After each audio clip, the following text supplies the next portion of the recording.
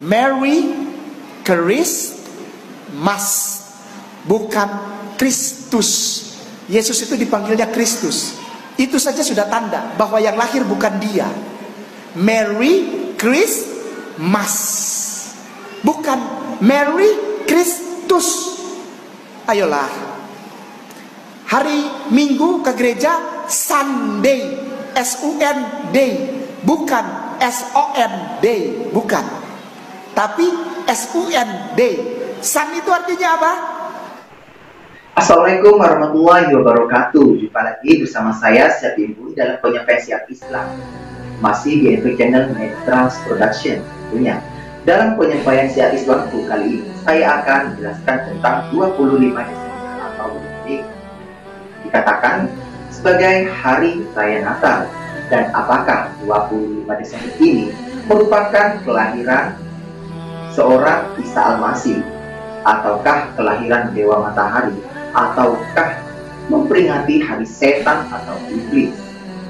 Nah, penjelasannya akan diulas oleh mantan biarawati dan mantan pendeta tentang 25 Desember. Tapi sebelum lanjut ke videonya, jangan lupa untuk like, comment, share, dan subscribe.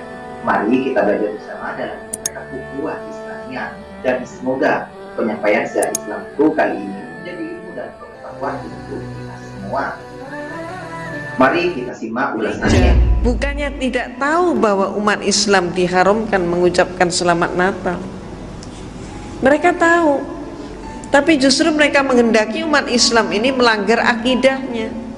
Dengan cara yang halus seperti itu, umat Islam banyak yang terpancing. Maka ada kemudian umat Islam yang dari kelompok Islam liberal mengatakan umat Islam mengucapkan selamat Natal nggak apa-apa, karena menurut mereka saat itu umat Islam mengucapkan selamat atas lahirnya Nabi Isa alaihissalam. Ini kelompok jin beranggapan seperti itu. Di sisi yang lain, mengucapkan selamat Natal berarti mengucapkan selamat atas lahirnya Tuhan Yesus. Ini sudah jelas merupakan suatu pelanggaran akidah. Yang kedua, kalau sampai kemudian dikatakan bahwa tidak mengucapkan selamat atas lahirnya Yesus dengan kapasitas Tuhan, tapi dikatakan mengucapkan selamat atas lahirnya Nabi Isa, inilah merupakan suatu jebakan mereka, di mana gereja pun sekarang ini sudah mulai menggunakan istilah-istilah bukan lagi Natal, tapi dengan istilah Maulid Nabi Isa alaihissalam. Ini jebakan mereka. Maka apakah benar bahwa Nabi Isa itu lahirnya 25 Desember? Ini yang saya kupas dalam buku saya. Kita umat Islam mengetahui bahwa Rasulullah SAW lahirnya persis 12 Rabiul Awal. Maka kalau dikatakan 25 Desember kelahirannya Nabi Isa, apa betul seperti itu? Tahun kemarin di televisi kita, di salah satu stasiun televisi, sudah ada pendeta yang menerima pertanyaan, karena saat itu dialog interaktif, menerima pertanyaan, apa benar Yesus dilahirkan 25 Desember? Ternyata pendeta yang satu itu menjawab tidak. Nah, apakah kemudian pada tahun ini nanti mereka juga akan berani untuk menyampaikan bahwa sebetulnya yang terjadi tidak seperti itu, bahwa Natal ini bukan kelahiran Nabi Isa? Ibu-ibu dan bapak-bapak yang dirahmati oleh Allah, kita telaah dulu siapa yang sebenarnya lahir 25 Desember. Menurut buku yang saya tulis ini, jelas-jelas sekali dipaparkan bahwa yang diperingati tanggal 25 Desember itu adalah kelahirannya Dewa Matahari. Nah, mengapa Dewa Matahari kemudian dipakai sebagai peringatannya kelahirannya Nabi Isa yang oleh mereka disebut Yesus? Peristiwanya ketika rakyat Romawi masih beragama politisme paganisme. Hal ini berlangsung sampai abad keempat, di mana suatu bukti sejarah Kaisar Konstantin yang memimpin konsili Nizea yang diadakan di kota Nizea, maka disebut konsili Nizea. Konsili adalah konferensi atau bahasa lain muktamar. Ini bahasa Latin Romawi. Konsili Nisea yang diadakan pada tahun 325 Masehi melantik Yesus menjadi Tuhan. Jadi Konstantin melantik Yesus menjadi Tuhan, yang saat itu sebelumnya Yesus tidak pernah dinyatakan sebagai Tuhan. Dan sampai hari ini pun kalau ibu dan bapak mencermati seluruh Bible, tidak ada satu kalimat pun yang menyatakan Yesus sebagai Tuhan. Dia tidak pernah menyatakan sembahlah aku Tuhanmu. Hal itu tidak pernah terjadi. Kenapa? Karena fakta memang mengungkap, sejarah mengungkap Yesus dipertuhankan untuk pertama kalinya tahun 325 Masehi, dan yang melantik adalah Kaisar Konstantin. Nah, Kaisar Konstantin melantik Yesus menjadi Tuhan, memimpin konsili. Saat itu agamanya Konstantin belum Katolik. Jadi saat itu gereja masih ada satu saja, yaitu gereja Katolik. Belum pecah. Nanti pada abad pertengahan baru pecah, Katolik pecah menjadi Katolik dan Protestan. Jadi saat itu gereja yang ada hanya Katolik. Konstantin belum Katolik, dia masih politisme paganisme. Ketika terjadi kemelut pada Imperium Romawi, di mana Imperium Romawi hampir mengalami kepunahan, maka mereka pun mencari penyebabnya. Para pembesar mencari penyebabnya. Apa penyebabnya? Maka saat itu kekaisaran menengarai penyebabnya adalah berbagai macam sembahan-sembahan yang mereka punyai tidak mampu mempersatukan bangsa Romawi. Jadi artinya agama mereka yang ada dianggap tidak kondusif. Maka kemudian Kaisar Romawi menerima masukan, karena dia pun sendiri telah melantik Yesus sebagai Tuhan. Dia menganggap keterangan-keterangan dari Paulus dan anak buah Paulus mengatakan ini ada sebuah agama yang mampu mempersatukan rakyat.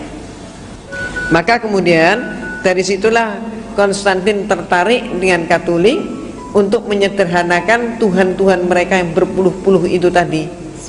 Termasuk misalnya yang Bapak Ibu kenal dan yang tidak asing dalam kehidupan orang-orang Romawi maupun di dalam pergaulan sehari-hari, kita kenal nama adalah Dewa Zeus yang dianggap sebagai Dewa Bapak.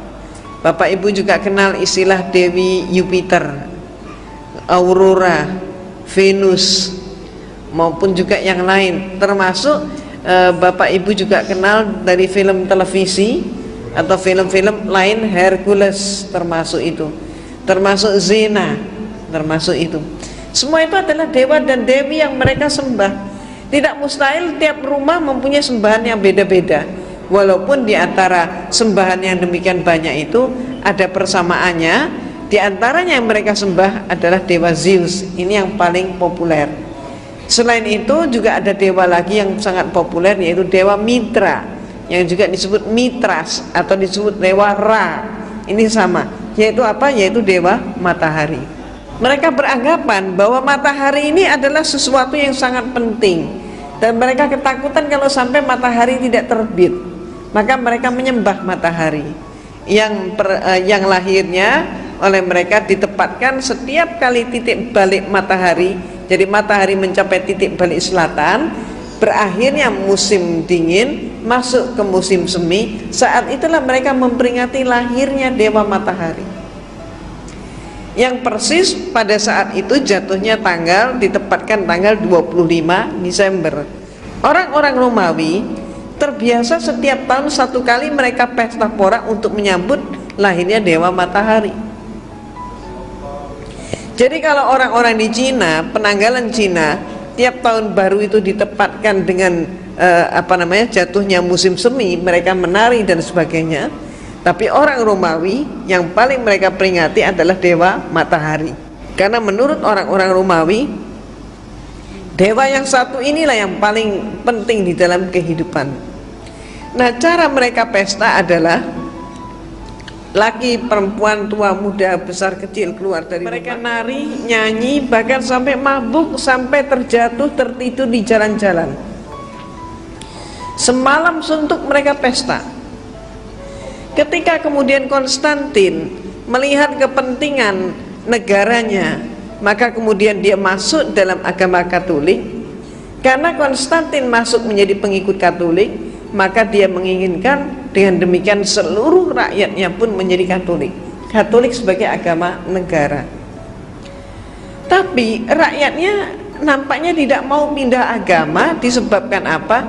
Kalau mereka pindah agama, maka berarti mereka khawatir pesta 25 Desember ini hilang. Konstantin menangkap kegelisahan seperti ini. Maka cepatlah kemudian dia menyatakan, rakyatku, dia umumkan, pesta 25 Desember tidak akan hilang, justru akan dilestarikan. Karena Yesus lahirnya pada tanggal 25 Desember. Karena Yesus lahirnya 25 Desember menurut Konstantin, maka rakyatnya berpikir lebih jauh lagi. Oh, kalau begitu Yesus adalah anaknya Dewa Matahari. Ini oleh mereka diiyakan juga. Ya, betul katanya. Maka berbondong-bondonglah seluruh rakyat Romawi masuk ke agama Katolik. Ini sejarahnya. Maka sejak saat itu pula, maka seluruh patung-patung Dewa Matahari diubah namanya menjadi patung Yesus. Demikian pula kalau bapak-bapak ibu-ibu cermati itu di apa namanya, di patung-patung itu kan seringkali ada bulatan di belakang kepala. Itu simbol apa itu sebenarnya? Simbol Dewa Matahari. Simbolnya matahari. Di salib itu, di belakang kepala salib itu kan juga ada bulatan atau kadang ada sinar, kan begitu. Sinar atau bulatan apa? Matahari. Nah, sejak saat itulah dipakai. Nah, kemudian ibu dan bapak yang dirahmati oleh Allah, pada saat bulan-bulan ini pun, hari-hari ini pun, bapak dan ibu sudah mulai melihat di berbagai mall, di toko-toko, di gedung-gedung, mereka pakai pohon cemara. Kemudian hiasannya bagus sekali, betul kan? Jadi menarik sekali. Ada kemudian pakai pohon cemara penuh dengan salju. Terus kemudian ada kandang domba, ada palungannya, di situ Yesus lahir. Ada lagi yang dengan memperagakan gua, Yesus lahir di dalam gua. Jadi sebetulnya yang mana yang benar? Yesus lahir di bawahnya pohon cemara, atau lahirnya di kandang domba, atau lahirnya di dalam goa? Yang benar yang mana? Belum lagi nanti ada hiasan Sinterklas pakai kijang kencana itu kan. Jadi yang mana ini yang benar? Nah, ternyata ibu-ibu dan bapak-bapak yang dirahmati oleh Allah, di dalam Bible, di dalam kitab suci mereka, di situ ada 4 buah Injil di dalamnya, yaitu karangan Matius, Markus, Lukas, Yohanes. Yang memuat peristiwa tentang lahirnya Yesus hanya ada 2 Injil, yaitu Matius dan Lukas. Di dalam buku saya pun saya kutip dengan persis seksama apa kata Matius dan apa kata Lukas. Maka menurut informasi mereka, Matius dan Lukas yang sama-sama menyatakan mendapatkan firman Tuhan, sama-sama menyampaikan firman Tuhan, tapi banyak yang kontradiksi. Kontradiksinya antara lain, yang satu menyatakan Yesus lahirnya di zaman Kaisar Agustus, yang satu menyatakan Yesus lahirnya di dalam pemerintahan Herodes Agung. Konsekuensinya berarti perbedaan pendapat di antara mereka ini berarti mempengaruhi penentuan tahun 1 Masehi sebagai tahun kelahiran Nabi Isa. Dengan arti kata lain, tahun Masehi yang sekarang ini dipakai oleh umat manusia di dunia ini, termasuk kita juga pakai, yang katanya sekarang adalah tahun 2003 Masehi, ternyata salah hitung. Jadi Dionysiuslah saat itu yang diperintahkan untuk membuat penanggalan, ternyata salah ngitung. Cuman kesalahan yang dilestarikan. Sementara kita sendiri punya tahun baru Hijriah, tapi seringkali nggak hafal kita tahun berapa sekarang. Ya paling cuman berapa orang yang tahu, nggak semuanya. Nah, ya kalau kita semua tahu, alhamdulillah. Nah, ibu-ibu dan bapak-bapak yang dirahmati oleh Allah, Ada hal yang sama juga informasi Lukas dan informasi Matius. Samanya apa? Kedua mereka menyatakan Yesus lahir di malam hari. Ketika bintang gemerlapan, dan saat itu gembala menggembalakan ternak mereka ke padang rumput tengah malam. Nah, maka informasi ini coba kita analisis.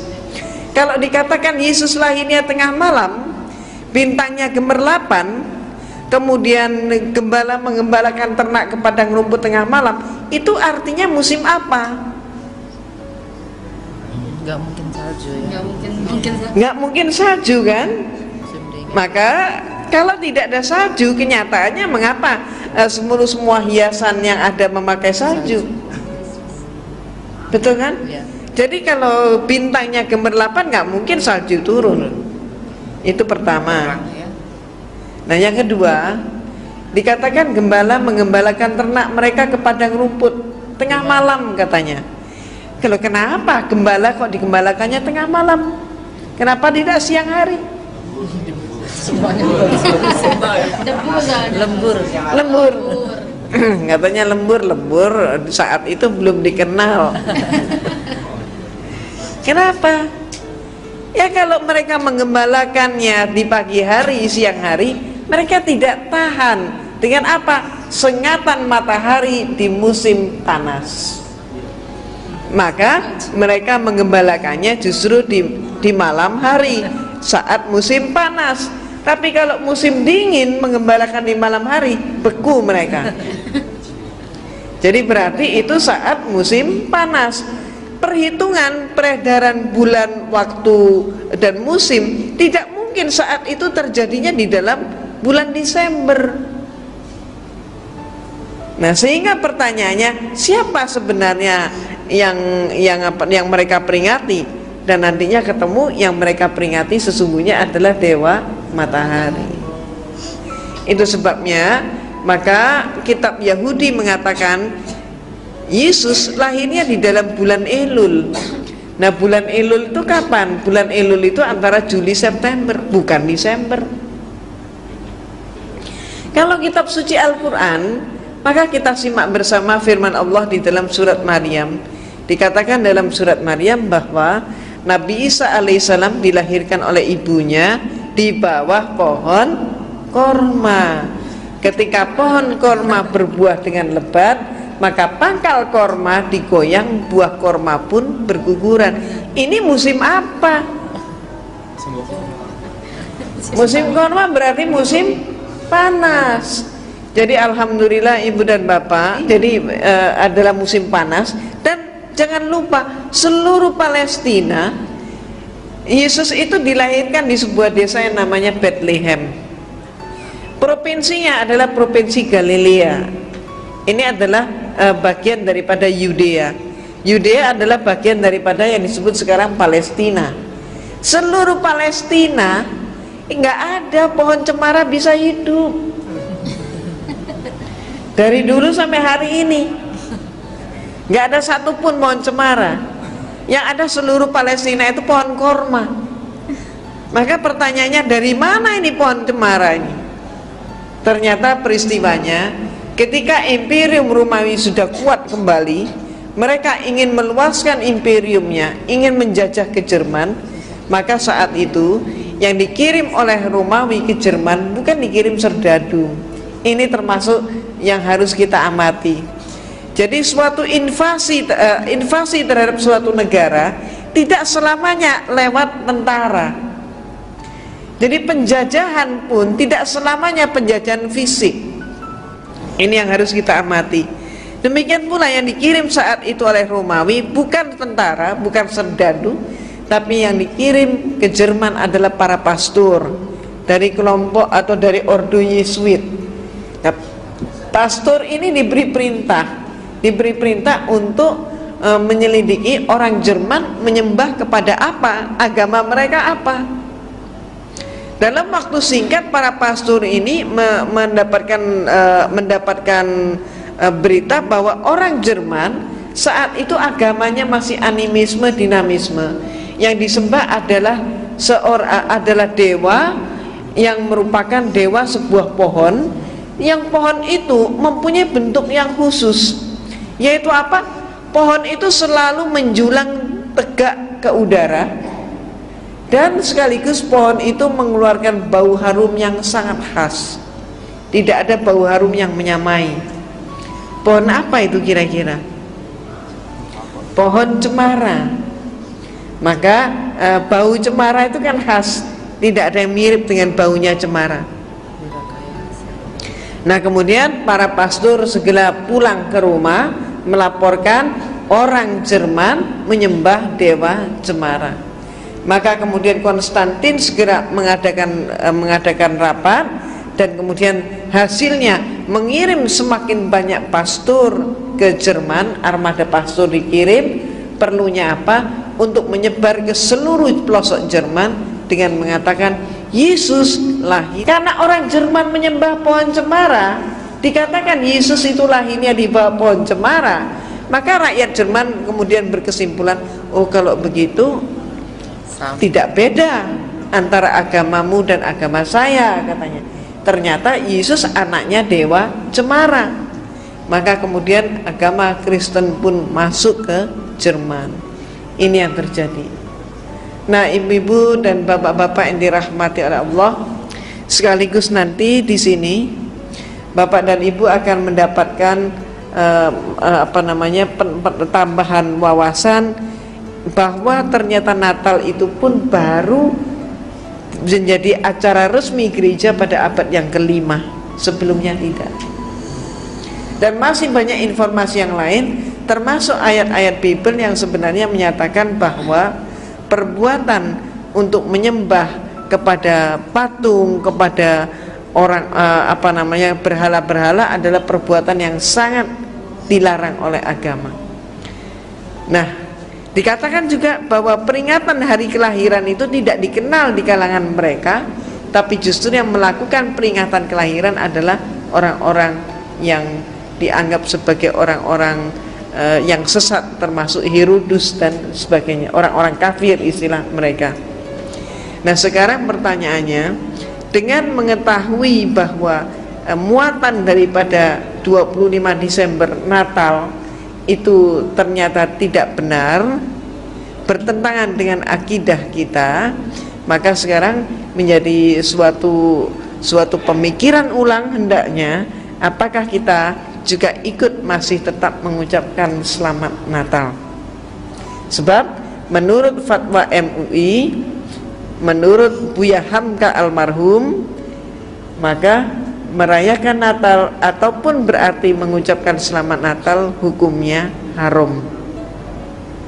Mengapa diharamkan? Itu tadi sebabnya. Dan Kristen memang senantiasa berusaha untuk mempengaruhi kita umat Islam untuk melanggar akidah. Nah, ibu dan bapak, ini dahulu pemaparan saya. Silakan kita masuk dalam sesi tanya jawab terlebih dahulu. Tidak ada yang bilang selamat Natal, dan hal ini bukan gambaran intoleransi. Justru kita sayang kalau orang tidak bilang selamat Natal. Tapi orang tuaku masih Kristen, biarin aja. Datang cium, kasih duit. Pilih mana? Lebih baik mana? Selamat Natal ya, apa datang ke orang tua cium maminya, cium papinya, kasih duit masing-masing 5 juta, beres. Lebih pilih yang mana? Pilih yang mana? Ya? Stop mengucapkan selamat Natal. Karena selamat Natal sudah tahu? Sudah tahu? Sudah tahu apa itu selamat Natal, Ustaz? Kalau sudah tahu saya nggak usah kasih tahu, artinya mengulang-ulang itu namanya. Sudah tahu belum? Kenapa saya ya kalau mau sih silahkan. Sebaiknya jemaah tidak mengucapkan selamat Natal. Sama tetangga ya udah kasihin kue kayak apa lebih bagus ya. Kita baik sama dia, kalau kita punya acara pesta jangan mobil tamu kita menghalangi pagar dia misalnya. Itu lebih baik daripada mengucapkan selamat Natal. Selamat Natal adalah Dies Natalis Solis Invictum Deo. Dies Dei hari, Natalis birth born bear lahir. Nah ini yang serem. Dies Natalis Solis, Solis S-O-L-L-I-S, nama setan. Enggak, bukan bohongan, bukan bohongan. Silakan searching sendiri, silakan googling sendiri. Ini saya dapat bukan di Google, jadi Google pasti benarkan itu. Dies Natalis Solis, nama setan. Serius, bukan menghina saudara Kristen. Ini aku cinta sama dia, makanya aku bilangin, stop kamu melakukan perayaan Natal. Yesus bukan lahir 25 Desember. Nanti kita baca 2 ayat sebelum sholat Isya. Dies Natalis Solis, setan. Invictum, uninfected, tidak bisa dibunuh. Immortal, kalau kamu main game tuh ada immortal, tidak bisa dibunuh. Deo, Tuhan. Jadi kalau antum mengucapkan selamat Natal, asik. Selamat ya, hari ini telah lahir Sol, setan itu, untuk menjadi Tuhan bagiku. Merry Christmas, bukan Kristus. Yesus itu dipanggilnya Kristus. Itu saja sudah tanda bahwa yang lahir bukan dia. Merry Christmas, bukan Merry Kristus. Ayolah, hari Minggu ke gereja Sunday, S-U-N-D, bukan S-O-N-D, bukan, tapi S-U-N-D. Sun itu artinya apa? Selamat. Antum menjadikan setan yang diangkat menjadi dewa matahari untuk antum juga setuju bahwa dia lahir menjadi Tuhan. Mau? Silahkan. Enggak ya nggak apa-apa. Nggak percaya saya sama si Ambon, ya nggak apa-apa, nggak rugi saya. Ustadz mohon maaf, Lukas pasal 1 ayat 26. Habis itu kita sholat Isya. Jangan marah ya para mualim, jangan marah sama si Ambon ini ya. Ntar pulangnya dicegat, jauh pulangnya. Lukas pasal 1 ayat 26. Yesus tidak pernah lahir bulan Desember tanggal 25. Yesus lahir bulan April. Yesus lahir bulan April. Yesus lahir bulan April. Yang bilang siapa? Alkitab. Kitabnya. Bulan yang ke-6. Ya, kita simpan ya. Bulan yang ke-6. Dalam bulan yang ke-6, Allah menyuruh malaikat Gabriel pergi ke sebuah kota di Galilea bernama Nazaret. Ya. Bulan yang ke-6 ya, kita simpan dulu ya. Ya udah, hitung, yuk hitung. Januari, Februari, Maret, April, Mei, Juni. Itu Jibril alaihissalam datang mengucapkan salam. Assalamualaikum Maria. Assalamualaikum Maria. Engkau akan mempunyai anak laki-laki. Maria bilang, iya belum ada suami, bagaimana punya anak? Gitu kan? Di Al-Quran gitu juga. Bagaimana punya anak, orang saya belum bersuami dan tidak ada laki-laki yang menyentuh aku. Bulan ke-7 datang lagi Gabriel itu, atau Jibril alaihissalam bilang, kun fa yakun. Maka jadilah janin Yesus itu. Tanpa suami, tanpa sperma, tanpa hubungan badan suami istri, jadi dia. Pada bulan berarti bulan Juli.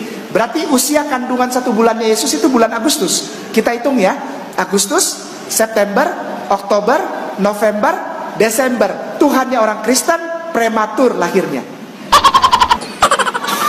Di tengah udara dingin 4 derajat Celcius tengah malam, di tempat yang tidak hygiene, tidak bersih, kandang domba.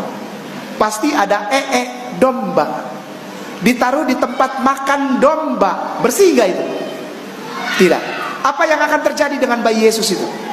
Mati dia. Tuhannya orang Kristen meninggal pada saat bayi, karena lahir umur 5 bulan. Kita terusin, apakah Yesus itu lahirnya prematur atau tidak? Ustadz terakhir Ustadz. Lukas pasal 2 ayat 6. Lukas pasal 2 ayat 6. Terakhir. Jangan marah. Lukas pasal 2 ayat 6. Ketika mereka di situ, tibalah waktunya bagi Maria untuk bersalin. Nah, tiba waktu bersalin.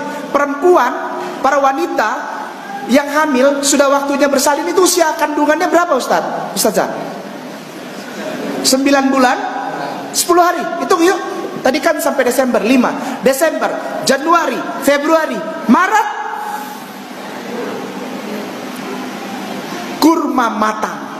Dikonfirmasi oleh Al-Quranul Karim bahwa ketika Isa dilahirkan, Maryam bersandar ke pohon korma dan Allah memerintahkan Jibril alaihissalam untuk mengatakan kepada pohon korma melepaskan buahnya yang matang. Benar?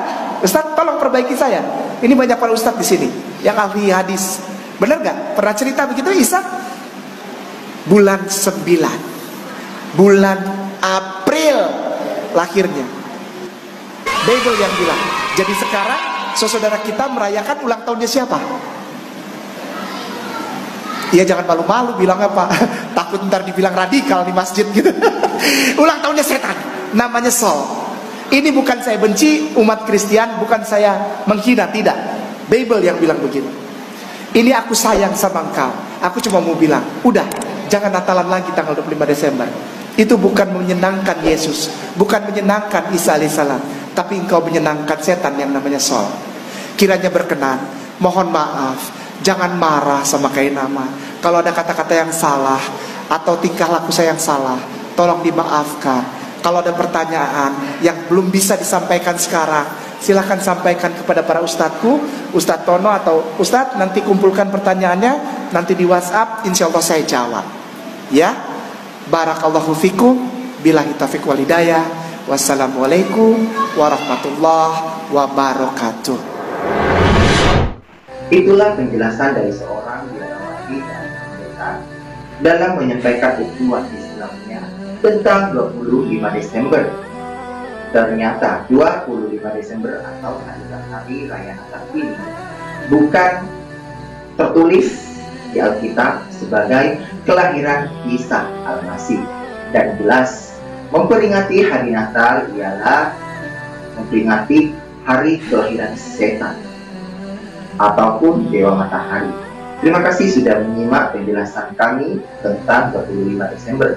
Semoga menjadi ilmu yang barokah dan bermanfaat untuk kita semua. Amin amin ya robbal alamin.